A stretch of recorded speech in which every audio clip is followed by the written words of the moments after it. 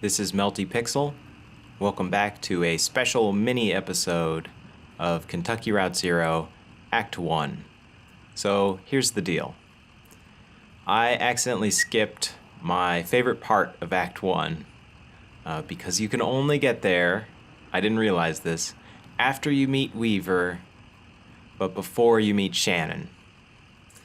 And I mean, I'm sure there's stuff we missed on this map.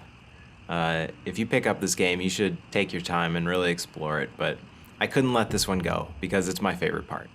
So, let's jump in. It's the bait shop. Conway pulls into the bait shop parking lot. Vaulted above the road on a thin steel bar, a handwritten sign reads, "Live bait, minnows small and also large for stripers, night crawlers, chips and beer." A green flyer hangs loosely from a bit of masking tape at eye level. To the shop's right, a dirt parking lot sprawls unevenly into grass and then, eventually, trees. The bait shop is open. Read the flyer. Conway reads the flyer. Computer-printed type in a bold font surrounds a clip art illustration of a TV set. The TV has eyes, arms, and legs.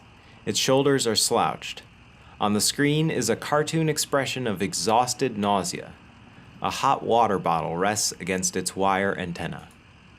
TV repair. No model too old. Inquire within. We do not sell digital converter boxes. Enter the bait shop. Conway enters the bait shop. Narrow aisles crowded with lures, reels, rods, and snacks divide the shop lengthwise from the entrance to the cashier's counter. The left wall is lined with churning tanks of water. Look into the tanks. Conway approaches the tanks. The 3 metal tanks aren't labeled, and the water is too agitated to get a clear view of what's inside each one. The contents of the first tank are vaguely gray. The second is a muddy pink. The third is clear, but shiny silver flecks occasionally flash along its surface. Reach into the first tank. Conway reaches into the first tank. Conway's hand brushes against something roughly the size of his palm. Reach deeper into the tank. Conway reaches deeper into the tank.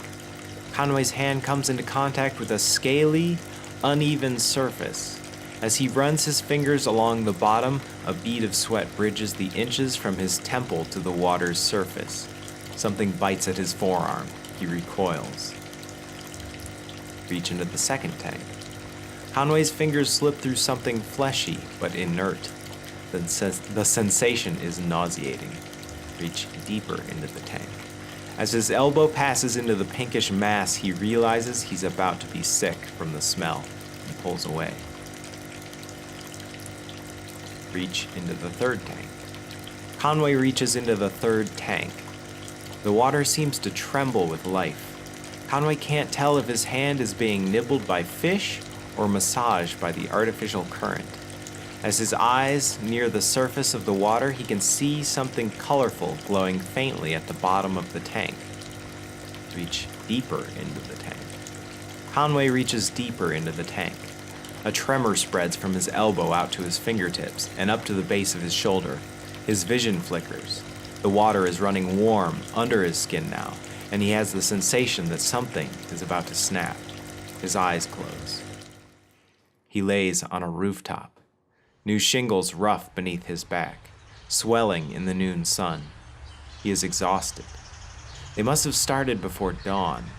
His legs are sore from holding stable on the uneven surface, his wrists from breaking old sealant, his fingers from carefully lifting shingles to hammer down new ones. His boss, Ira, yells from the idling truck below. He shades his eyes with his hand. A beer would be good. It's barely past noon, but he's worked a full day already. What could the harm be? Maybe a shot at the counter, just to get his eyes open. Then a beer. He could offer to drive into town for lunch and stop at that place on Cumberland. The cashier pushes Conway roughly on the shoulder. He's been talking, yelling maybe, but it's all an echo now. Conway looks up, his neck stiff with pain, his right palm still tingling. The cashier points to the tank, then above it to a few holes torn in the wall, nail holes from which an electric sign has come dislodged and fallen into the water. He helps Conway to his feet, looks at him pitifully, and returns to the cash register. And we're back. Let's approach the counter. Conway approaches the counter. A wiry cashier stands behind the register, preoccupied with a Sudoku puzzle. Ask about Shannon Marquez's workshop. Conway asks about Shannon Marquez's workshop. A handwritten sign on the door behind the counter reads, "TV repairs by appointment, please consult with cashier." The cashier knocks a few times on the door and waits, occasionally glancing at his puzzle. After a few moments with no answer, he notices a smaller note written on the sign, reads it, then points it out to Conway. Read the note. Conway reads the note on the workshop door. "Weaver, I got your message. Have left for the old mine. Don't know if I will see you there or what. Ready either way. Shannon." Let's ask the cashier about the basketball game. Conway asks about the basketball game. The cashier switches on the radio. An AM sports broadcast is playing, but Conway can't be sure if it's meant to answer or to drown out his questions. Walk away. All right. That is the bait shop.